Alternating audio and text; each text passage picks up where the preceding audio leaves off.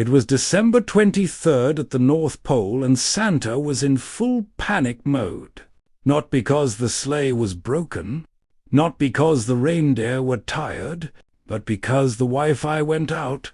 Blitzen stared while Santa waved his tablet in the air like a snowflake flag, trying to reconnect.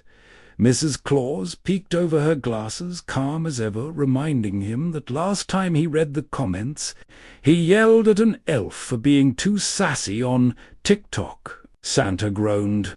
How was he supposed to know who asked for what now? Mrs. Claus slid a giant paper scroll across the table. Santa gasped. Paper? What was this? The year 1820? That night the workshop was chaos.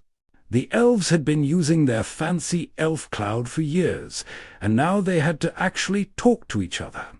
"Hey, who's making the Lego sets? I thought you were—" "No, I'm the slime kit department." "Then who's doing the Lego?" "Oh, no." A loud crash came from the next room. The Lego avalanche had begun. Meanwhile, Santa was trying to remember what kids liked these days. He scratched his beard, mumbling to himself about dolls' bikes and maybe kale smoothies. Elfie, the head elf, sighed and told him he was confusing kids with Mrs. Claus again. Santa chuckled and said, honestly, who wouldn't want a nice blender? Over in the stables, Rudolph had his own crisis. His nose had stopped glowing completely. He looked like a sad tomato. Santa sighed. Perfect. No Wi-Fi, no GPS, and now no headlights.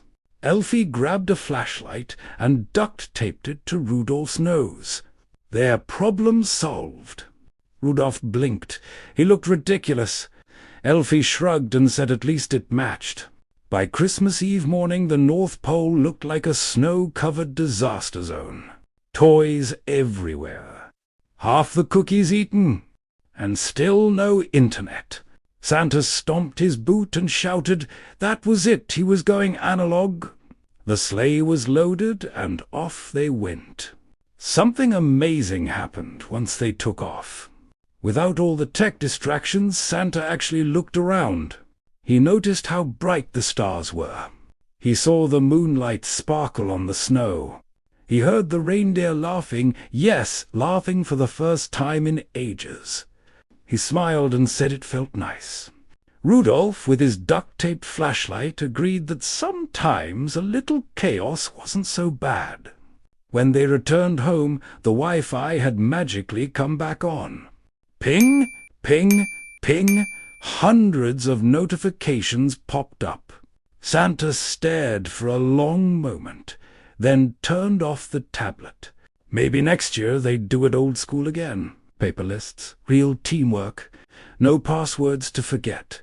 Mrs. Claus nodded approvingly and said something about kale smoothies. Santa grinned and told her not to push it.